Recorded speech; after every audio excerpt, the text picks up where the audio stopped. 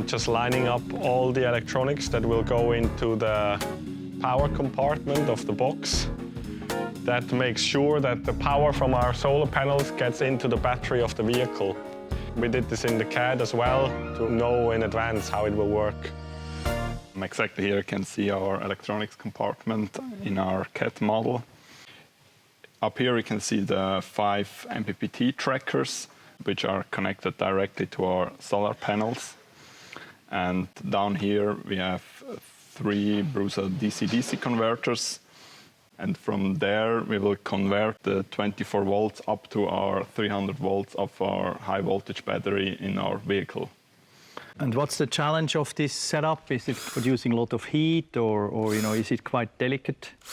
The most challenging was to find the right components because there was no solar charging system on the market for high voltage batteries in vehicles.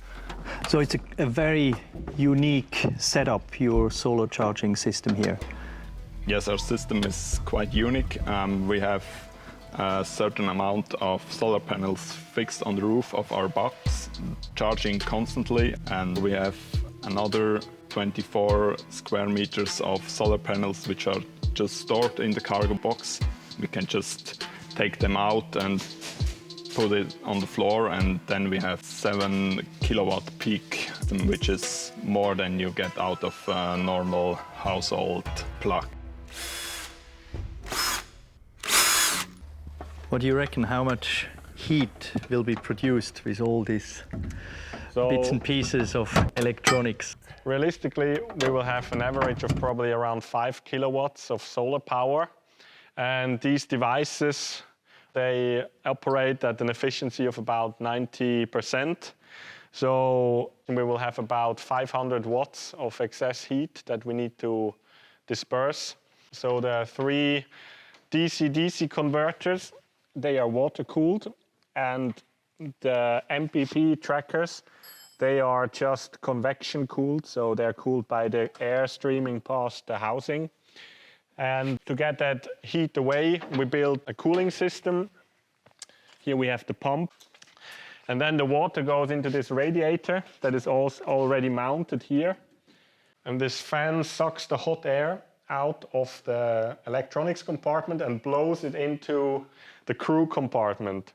So our idea was, well, if we're on the volcano and it's really cold all the time, we might just use this excess heat to warm up the crew compartment. But we don't know if it's a smart idea yet, because we're not sure if it's not going to be warm in there anyway, because it's closed and the sun is shining on it. So we will know once we're in Chile. Maybe it will be a sauna. Maybe it will be a sauna in there, because 500 watts on a tiny compartment like this, that is already well insulated, I think you'd easily be able to reach 40 degrees in there. Most part of the devices are in. The real work starts with all the wiring. Yeah, that will take more few hours. Probably a few days. Maybe a few days, yeah. By now I've done all the solar power cables. They will all end up out here, going outside, where we then plug in the cables, the solar panels that are laying on the ground. In the one down here, we will put in the cables that come from the solar panels on the roof.